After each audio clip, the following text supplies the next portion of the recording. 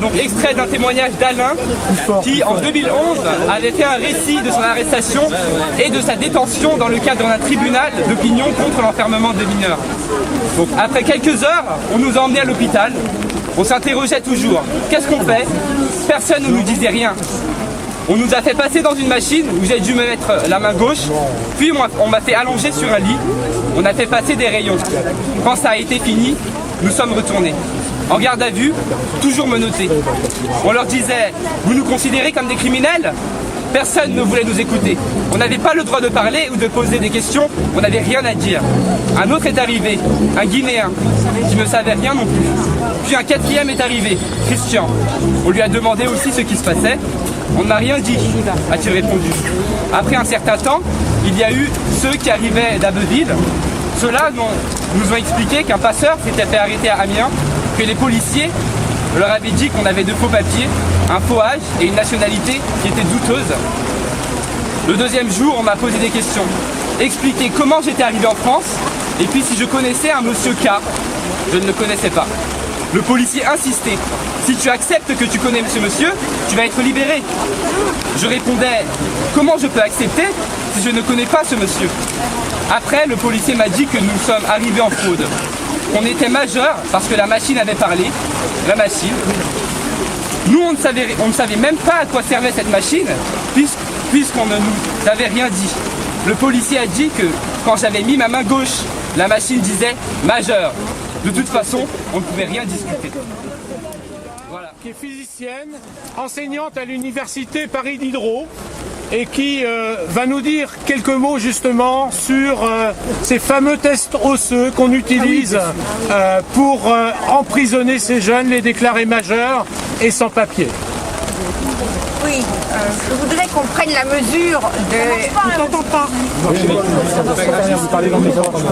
Alors, je voudrais qu'on prenne la mesure de l'abjection à laquelle on est arrivé.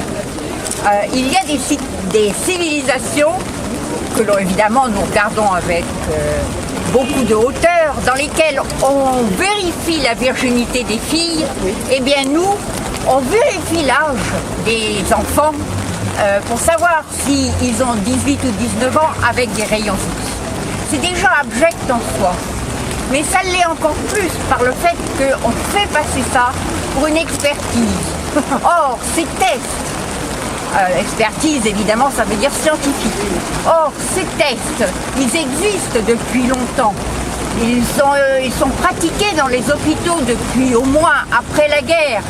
Mais on sait bien dans les hôpitaux, et on a beaucoup travaillé là-dessus, pour que ces tests ne sont pas fiables, qu'on ne peut pas dire si un enfant a 18 ou 19 ans, qu'il y a une marge d'erreur telle, je vais expliquer pourquoi, qu'au mieux peut-on évaluer un âge à 18 mois près.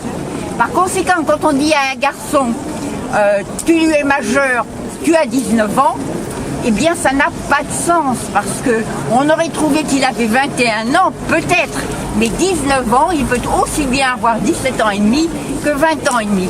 Et par conséquent, c'est vraiment de l'escroquerie. Alors pourquoi ces tests sont douteux? Eh bien pour une raison bien simple, c'est qu'ils reposent pour l'essentiel sur un atlas qui a été fait aux États-Unis par 2 chercheurs sur une population pour laquelle on a recueilli des renseignements entre 1931 et 1941, population de gens à l'hôpital qui tous n'avaient aucun problème de nationalité. Par conséquent, l'âge légal était parfaitement déterminé et connu. Et donc, ces chercheurs ont établi un atlas, c'est-à-dire qu'ils ont établi une cartographie d'une partie de la main où vers 14 ans commence à pointer un os dont on évalue d'après la longueur, qui permet, d'après la longueur qu'il a, d'évaluer à peu près l'âge de celui qui le porte. Et donc c'est des cartes et il a bien été montré qu'il faut plusieurs personnes entraînées pour être d'accord déjà sur un âge probable d'après l'examen et la comparaison entre ce que a donné la radiographie d'un sujet et la carte en question. Qui plus est,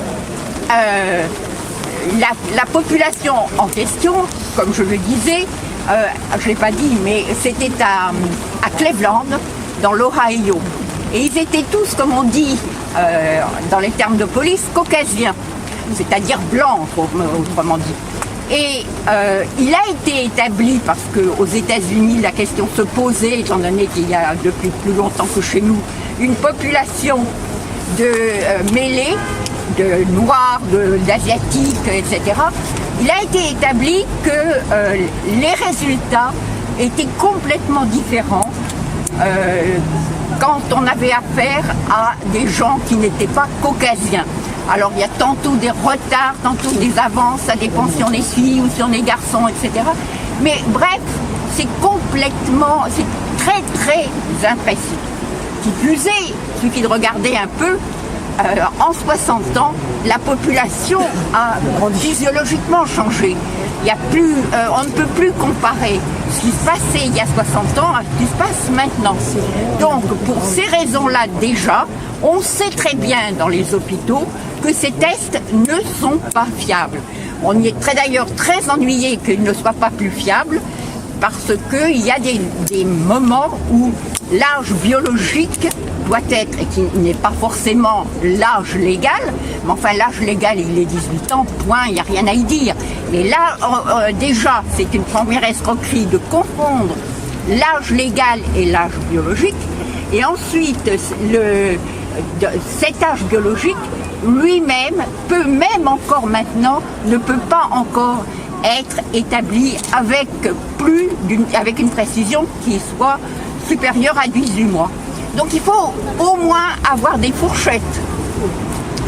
Et c'est une chose qu'on pourrait demander. Et une autre chose qui est quand même assez incroyable, c'est à quel point dans cette société, l'expertise est en train d'envahir le monde entier, en particulier auprès des tribunaux. Bon. Et il y a certainement quelque chose à faire contre ça.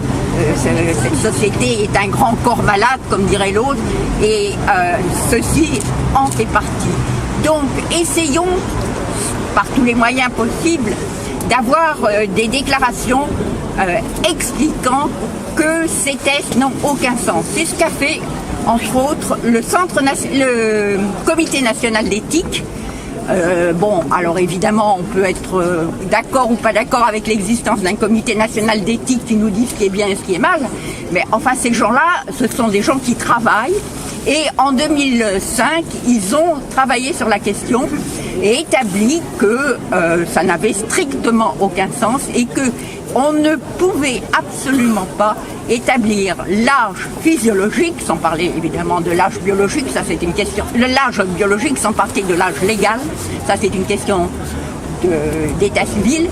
On ne peut rien dire à ce sujet. Par conséquent, on se cache derrière une fausse scientificité.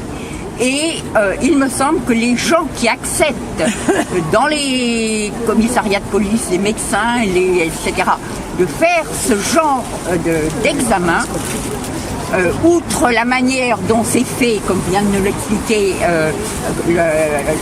ce qui vient d'être lu, est absolument inepte et scandaleuse d'un point de vue éthique.